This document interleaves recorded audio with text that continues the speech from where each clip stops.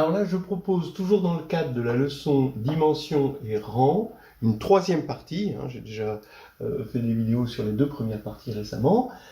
Donc, c'est la leçon 151-110, c'est la troisième partie. Bon, c'est la partie qu'on appelle application. C'est assez général, c'est pas vraiment toujours des applications, mais en tout cas, on va voir des développements dessus, sur dimension et rang. Alors, bon, déjà, un premier truc qui n'est pas trop difficile et qui utilise la leçon, c'est de calculer sur un corps fini le nombre de matrices de rang R. Donc, toujours dans une leçon en algèbre linéaire, on peut décliner, et c'est intéressant de décliner, puis ça donne des idées de développement, de décliner ça quand le corps est fini ou quand le corps est R ou C, où on peut faire de la topologie. Alors quand le corps est fini, justement, le nombre de matrices de rang R parmi les matrices rectangulaires de taille Mn sur K, où cardinal de K est égal à Q, alors c'est cette formule, voilà le nombre, ça va être le cardinal des matrices OR, donc j'appelle OR parce que c'est une orbite pour l'action de Steinitz, comme on l'a vu dans les vidéos précédentes.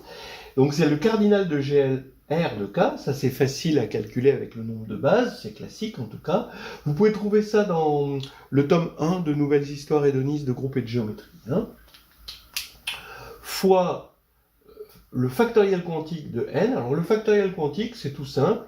Ce qu'on appelle factoriel k indice q ici, c'est le produit pour i allant de 1 à k des 1 plus q jusqu'à q puissance k moins 1. Voilà. Bon, c'est un factoriel. Bon, quand q égale 1, on retrouve le factoriel classique, sauf qu'il n'y a pas de corps de cardinal 1. Voilà. Donc, vous avez cette formule-là, voilà, qui calcule le nombre de matrices de rang R. On peut le faire, ça veut dire quand même qu'on a compris des matrices de rang R. Si on termine en sachant calculer un cardinal, c'est qu'on a compris. Et même, on peut illustrer une autre partie de la leçon en voyant que cette formule est symétrique en M et N. Et qu'est-ce que ça veut dire que cette formule soit symétrique en M et N ? C'est un signe que justement la transposée conserve le rang. Parce que quand on va transposer, on change M et N. Et donc, comme la transposée est bijective, évidemment, elle ne change pas le cardinal. Alors, comment on montre cette formule ? Eh bien, justement, on utilise le théorème qui dit que deux matrices sont de même rang si et seulement si elles sont équivalentes, ou si elles sont équivalentes si et seulement si elles sont de même rang. Ce qui veut dire, dans son interprétation, comme on l'avait dit dans la vidéo précédente, d'action de groupe, eh bien, on regarde l'action de Steinitz, GLM croix GLN sur OR. Donc c'est l'action qui a une matrice M, donne P, M, Q-1. Et eh bien, c'est une action transitive, à cause de ceci et seulement si. Et donc, le cardinal de OR, c'est le cardinal d'une orbite, c'est en bijection avec le groupe quotienté par le stabilisateur d'une matrice particulière. Et on va prendre dans OR une matrice particulière et particulièrement simple, qui est celle-ci. Et ça, c'est facile d'en calculer le stabilisateur. On montre que le stabilisateur, il est de la forme, donc on cherche des couples de matrices, des matrices, on va les regarder avec leur taille bloc, A0, B, D, A, le même A, C', 0, D'. Et ça, on peut le calculer, A et D étant des blocs diagonaux, donc inversibles, ici, obligés d'être inversibles, et là, c'est inversible aussi. Et donc, on peut faire du calcul, et puis avec le calcul, ça nous donne ça. Ça fait un beau développement. Vous avez un peu son équivalent en mode topologique. Alors là, cette fois-ci, vous avez le développement qui dit que l'adhérence de l'ensemble des matrices de rang R, c'est exactement l'ensemble des matrices de rang inférieur ou égal à R. Alors, il y a une inclusion. où il faut montrer que ceci est fermé. Et ça, c'est fermé à cause justement du théorème qui dit que le rang d'une matrice, c'est la taille maximale d'un mineur non nul. Et donc, cette réunion, c'est justement caractérisé par l'annulation de mineurs. Comme les mineurs, c'est continu, parce que c'est des polynômes, c'est des déterminants, hein, c'est des mineurs. Eh bien, l'annulation de mineurs donne l'annulation de fonctions continues, et donc ça définit un fermé, donc ça veut dire que ça, c'est fermé. Et l'inclusion inverse, eh bien, il faut montrer que quand on est dans OK, K inférieur à R, alors on est limite d'une suite de matrices de rang R, bah oui, vous voulez, quand epsilon tend vers 0, je vais l'écrire 1, vous avez votre matrice de rang K, ici, vous savez que vous pouvez l'écrire sous cette forme avec K1, mais maintenant vous voulez l'obtenir comme limite de matrice de rang R. Eh bien, vous remplissez comme R est plus grand que K, vous pouvez remplir par R-K epsilon là, vous gardez P Q-1, bon, il y a des arguments de continuité, mais quand vous faites tendre epsilon vers 0, ça va tendre vers ce que vous vouliez. Voilà, ça fait, globalement, en démontrant tout, ça fait un joli développement. Ça, vous pouvez le trouver dans le carnet de voyage en algébrie et dans Nouvelles histoires hédonistes tome 1. Et là, ça, vous le trouvez dans le carnet de voyage en algébrie. On fixe R un entier de 0 à n. Eh bien, tout hyperplan de Mn de K contient au moins une matrice de rang R. Il en contient plus que ça, certainement, mais au moins une. Alors, alors K, c'est un corps quelconque. Hein. Alors, comment ça se démontre? Si c'est un hyperplan qu'on va appeler H, ça veut dire qu'il existe une forme linéaire sur Mn de K, a priori non nulle, hein, telle que H, c'est l'ensemble des matrices, le sous-espace des matrices, qui annule phi. Voilà, ça c'est la définition d'un hyperplan. Maintenant, vous pouvez montrer que phi est de la forme trace de A quelque chose, c'est-à-dire que quel que soit M, phi de M est égal à trace de AM. Qu'il existe une matrice A qui va vérifier ça. Maintenant, A, vous lui appliquez le théorème du rang avec cette matrice JR, qui est là, hein. JR c'est ça. A est semblable à JR. Bon, alors P et Q, j'ai pas mis Q-1 pour remplacer Q-1 par Q. Alors maintenant, ce qu'on veut, c'est trouver un M de rang R, tel que phi de M égale 0, donc tel que trace de AM égale 0. Et en fait, c'est beaucoup plus facile de manipuler trace de AM que phi de AM. Regardez, trace de AM, ça va être trace de P, JR, QM, donc par la propriété de la trace, ça va être trace de JR, QMP, et on a un changement de variable parce que P et Q sont inversibles, on a un changement de variable ici, ce qui fait que ça revient à chercher un M' tel que trace de JR M' égale 0.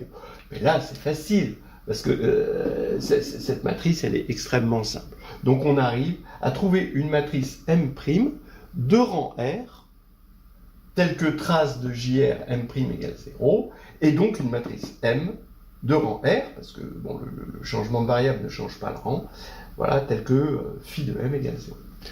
Voilà. Donc ça, attention, ça, je le dis en des points névralgiques, mais bon, ça prend bien 15 minutes de le faire. Voilà, on va continuer.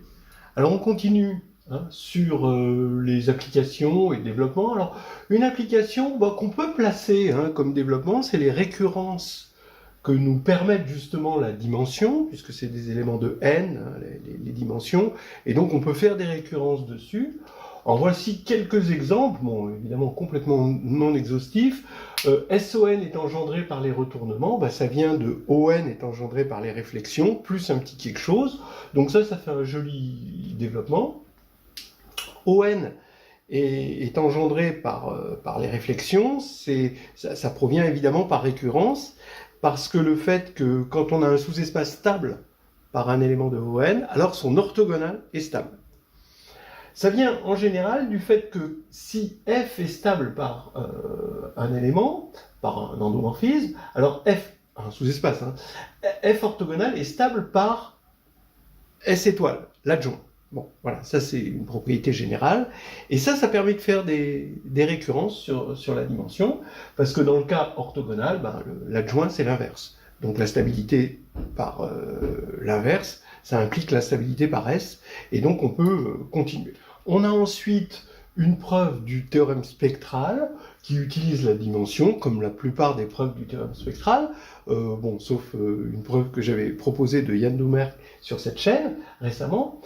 Et pareil, là cette fois-ci, S étoile égale S, l'adjoint d'un endomorphisme auto-adjoint, bah, c'est lui-même puisqu'il est auto-adjoint, et ça c'est ça qui nous permet de prouver le théorème spectral, cette récurrence sur la dimension. Donc voilà, ça peut être autant à l'agrég interne qu'à l'externe un joli développement. Alors là je mets en rouge parce que c'est plutôt externe, le cardinal du cône nilpotent sur un corps fini, c'est-à-dire l'ensemble des matrices nilpotentes de taille n, c'est égal, sur un corps de cardinal Q, c'est Q puissance n facteur de n-1. Alors ça se montre par récurrence sur la dimension aussi, c'est encore une récurrence, en appliquant la décomposition de fitting, c'est-à-dire si phi est un endomorphisme de E, hein, d'un espace E de dimension quelconque, fini en tout cas, alors E se décompose en deux sous-espaces stables, F et G, un sous-espace sur lequel l'induit de phi est inversible et un sous-espace sur lequel c'est nilpotent. Et ça permet de faire une récurrence, hein, justement, et de montrer ceci par récurrence sur la dimension. Ça, vous pouvez le voir dans pas mal de choses, par le lemme de fitting, vous pouvez le voir dans Carnet de voyage en algébrie, par exemple. Les formes de Hankel, bah oui, le rang est important. Vous prenez P, un polynôme de R de X de degré n. Vous prenez SK, la somme de Newton, c'est la somme des lambda I puissance K, quand lambda I parcourt l'ensemble des racines avec multiplicité de P. Donc c'est a priori dans C, puisque les racines sont dans C, mais a posteriori dans R, bien sûr, puisque c'est des fonctions symétriques, donc c'est des polynômes entiers en des coefficients. Et on prend la matrice S, NN. Alors, I et J sont compris entre 0 et n-1, c'est une matrice de taille n. Et bien, le rang de S, c'est, donc ce rang-là, c'est le nombre de racines distinctes de P. Voilà. Alors, après, on peut affiner la signature de S, qui est une matrice symétrique réelle, comme vous pouvez le voir, va nous donner le nombre de racines réelles et le nombre de racines complexes. C'est aussi fait dans Carnet de voyage en algébrie. Et aussi dans Nouvelles histoires hédonistes. L'idée, c'est quoi? C'est on doit passer dans C pour jouer avec les racines, et on a une invariance du rang, dont on a parlé dans la leçon, par extension. Donc on est dans C, et on va diagonaliser, mais diagonaliser la matrice symétrique au sens de la congruence, c'est-à-dire avec une méthode de Gauss, en quelque sorte, et on diagonalise dans C. Voilà. Bon, je vous laisse regarder, évidemment. Là, je le mets en rouge, parce que là, c'est plutôt de l'externe assez fort. C'est une application des matrices échelonnées, si vous avez parlé de matrices échelonnées, en tant que subdivision, en tant que raffinement hein, de la dimension. La grassmannienne de K, des sous-espaces de dimension M dans un espace de dimension N, quand K est cardinal Q, eh bien, le cardinal, donc le nombre finalement de sous-espaces de dimension M en dimension N, eh bien, c'est cette somme-là. Donc, c'est la somme, on va prendre tous les I, donc une suite de I ordonnées, strictement ordonnées, I1 jusqu'à IM entre 1 et N, et on va faire la somme des Q puissance L de I1 jusqu'à IM, où L de I1 jusqu'à IM, c'est I1 moins 1, plus I2 moins 1, plus etc., plus IM moins 1. Voilà. Alors, il y a un cardinal facile à calculer, c'est en disant que le groupe linéaire GL de n agit transitivement sur cette grassmannienne par action directe. GF donne G de F, donc l'image de F par G en quelque sorte. Mais ça ne nous donne pas la fonction polynomiale, ça nous donne une fonction rationnelle. D'accord ? Voilà. Et justement, là, grâce aux matrices échelonnées, on peut avoir ça sous forme d'un polynôme. Pourquoi l'action de groupe nous donne une fraction rationnelle? Parce que l'action de groupe nous dit que ça, c'est une orbite, et c'est donc en bijection avec un G, GLN, quotienté par un stabilisateur. Donc forcément, ce quotient va nous donner une fraction rationnelle. Un petit peu comme tout à l'heure, avec les matrices de rang R. Voilà, et c'est pas fini, il en reste un dernier. Donc celui-là, vous pouvez le trouver dans le chapitre 4 du tome 1 de Nouvelles histoires hédonistes de groupe et de géométrie. Allez, un petit dernier, et on s'arrête là. Alors, en voici un assez impliqué quand même, mais voilà, bon, celui-là c'est le plus difficile, je le mets en rouge, c'est vraiment pour l'externe et le top de l'externe. Hein. Soit U, un endomorphisme de E, DI, les degrés des polynômes invariants de similitude de U, donc ce qui veut dire déjà qu'on a le théorème de Frobenius qui est déjà lui-même hors programme dans sa musette. Donc je prends les polynômes invariants de similitude dans l'ordre décroissant, hein, c'est-à-dire que P1, ça va être le plus grand pour la divisibilité, et P indice S, puisqu'on va de 1 à S, le plus petit. Alors, je vais regarder le commutant de U, c'est le sous-espace vectoriel des endomorphismes qui commutent avec U. La dimension de com U, c'est D1 plus 3D2 plus 5D3 plus 2S-1 DS. Voilà, c'en est un joli que vous pouvez trouver alors cette fois-ci dans le tome 2 de 2015 de Histoire hédoniste, pas nouvelle, Histoire hédoniste de groupe et de géométrie. Voilà, et c'est faisable en 15 minutes, mais c'est un peu chaud. Voilà, allez, je vous laisse tranquille, on va s'arrêter là.